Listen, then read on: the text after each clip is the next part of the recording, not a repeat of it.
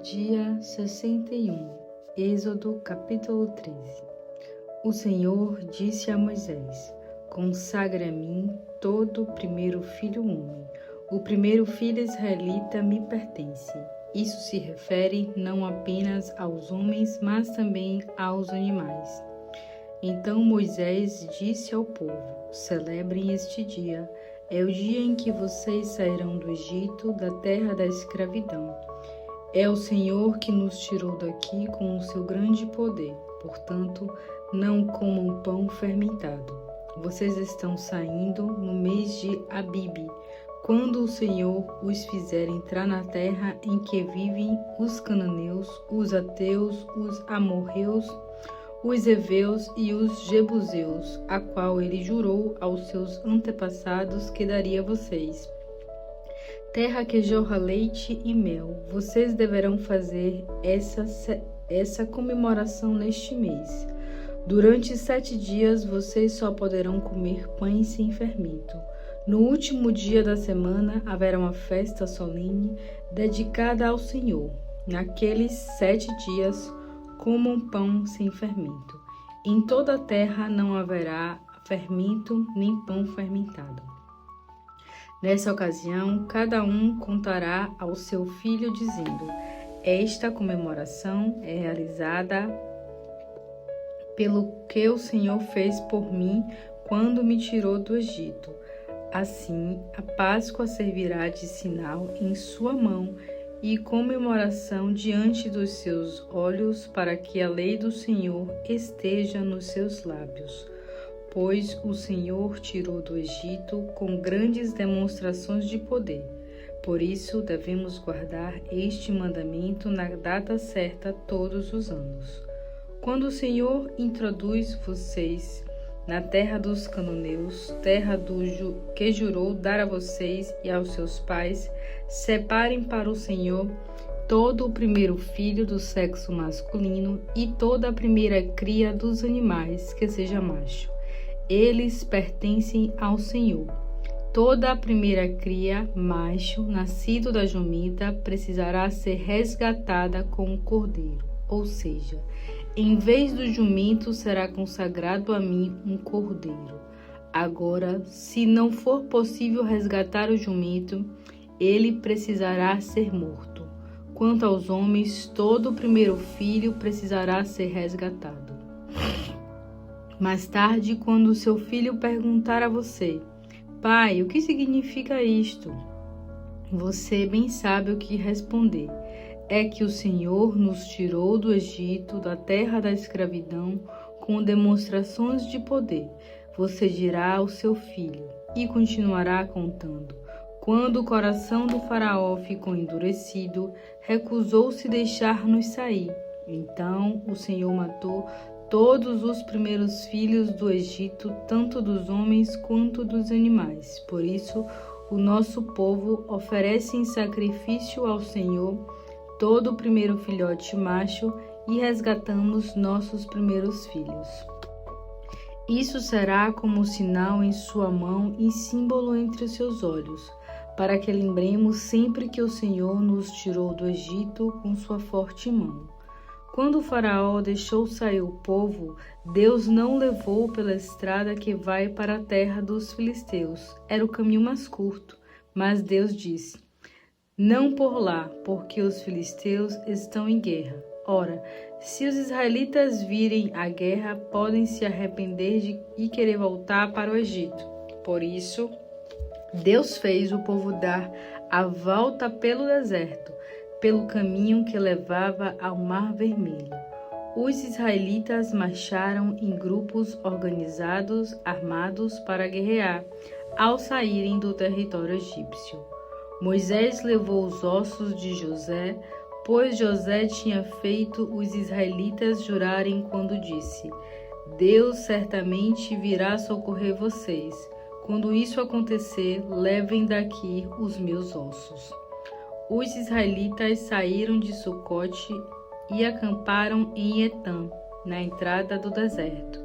O Senhor ia adiante deles para mostrar o caminho. De dia o Senhor ia numa coluna de nuvem e de noite numa coluna de fogo para iluminar o caminho. Assim podiam caminhar dia e noite.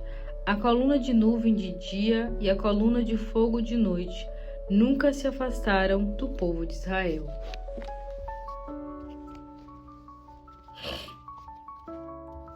Lucas capítulo 16.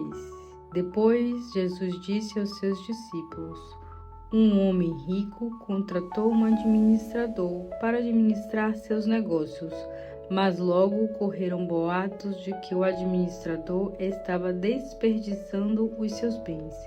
Então o patrão chamou e disse: que história é essa que estou ouvindo que você está me roubando? Põe as suas contas em ordem, porque você vai ser despedido. O administrador pensou consigo mesmo: e agora? Meu patrão está me dispensando, que farei? Não tenho força para a lavoura e sou orgulhoso demais para pedir esmolas. Já sei o que vou fazer. Desta vez eu terei uma porção de amigos para cuidar de mim quando eu for embora. Então ele convidou todos que deviam dinheiro ao patrão dele para virem acertar sua situação. Perguntou ao primeiro deles: quanto você deve ao patrão? Minha dívida é 100 potes de azeite, respondeu o homem. Bem, aqui está o contrato que você assinou, disse-lhe o administrador. Rasgue-o e escreva 50. A seguir, ele perguntou ao segundo: e você, quanto deve a ele? 100 tonéis de trigo, foi a resposta. O administrador disse: tome a sua nota e escreva 80 tonéis. O homem rico elogiou o administrador desonesto por ser tão prudente.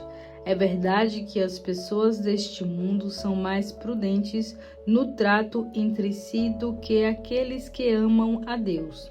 Eu, porém, lhes digo: usem as riquezas deste mundo para conseguir amigos, a fim de que, quando as riquezas faltarem, eles os recebam nas moradas eternas. Quem é fiel no pouco, também é fiel no muito, e quem é desonesto no pouco, também é desonesto no muito. E se vocês não são dignos de confiança em lidar com as riquezas deste mundo, quem confiará a verdadeiros tesouros a vocês? Se vocês não forem dignos de confiança com o dinheiro dos outros, como poderão assumir a responsabilidade do seu próprio dinheiro?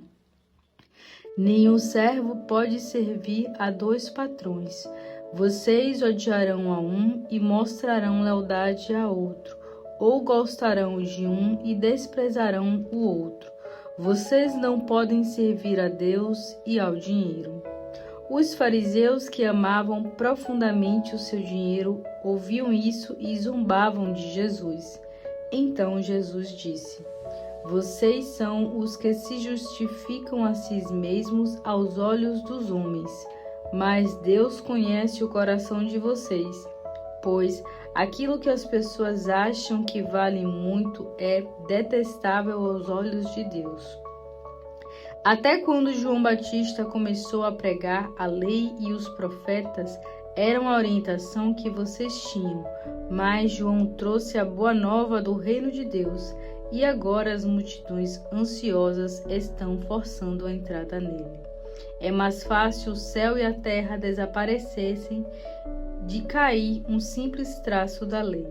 Portanto, quem se divorciar de sua esposa e se casar com outra mulher praticará adultério, e quem se casar com uma mulher divorciada também praticará adultério.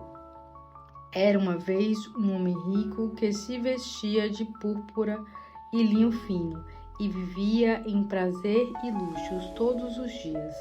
Lázaro, um mendigo coberto de feridas que costumava deixar perto da porta do rico, ficava sempre ali.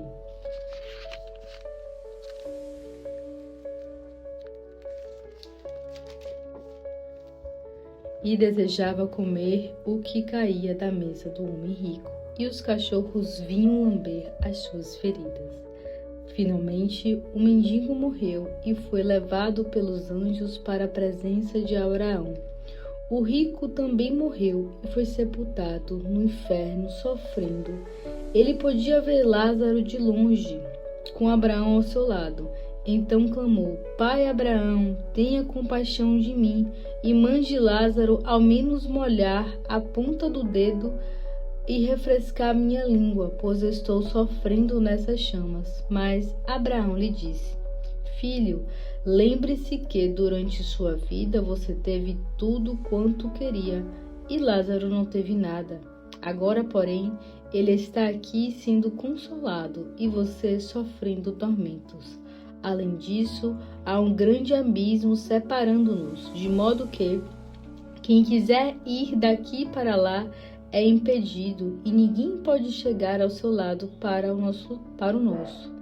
Então o rico disse: Ó pai Abraão, então por favor mande Lázaro à casa do meu pai, pois tenho 5 irmãos, para avisar a todos a respeito deste lugar de sofrimento, a fim de que eles não venham para aqui quando morrerem. Mas Abraão respondeu: Os seus irmãos têm Moisés e os profetas, que eles os ouçam.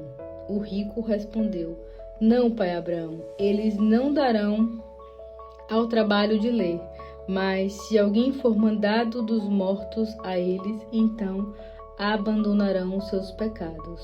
Porém, Abraão disse: Se eles não prestam atenção em Moisés e nos profetas, também não ouvirão, mesmo que alguém ressuscitasse dos mortos.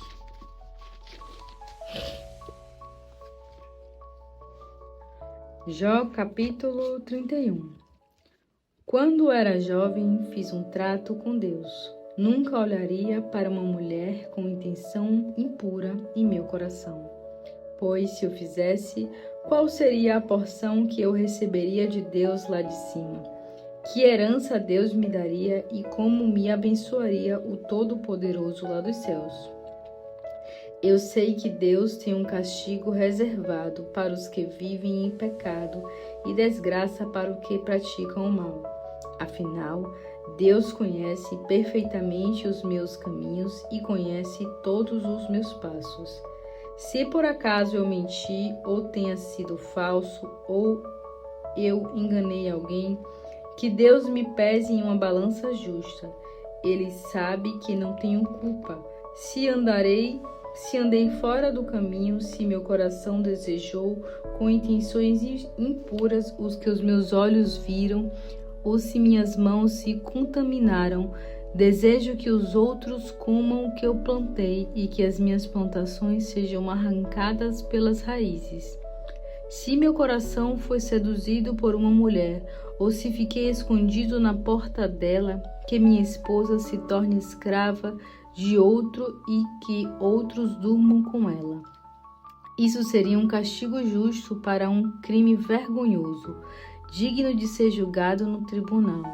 Sim, esse forte desejo sexual é um fogo que arde dentro do homem e pode até destruir sua vida, acabar com tudo que tem.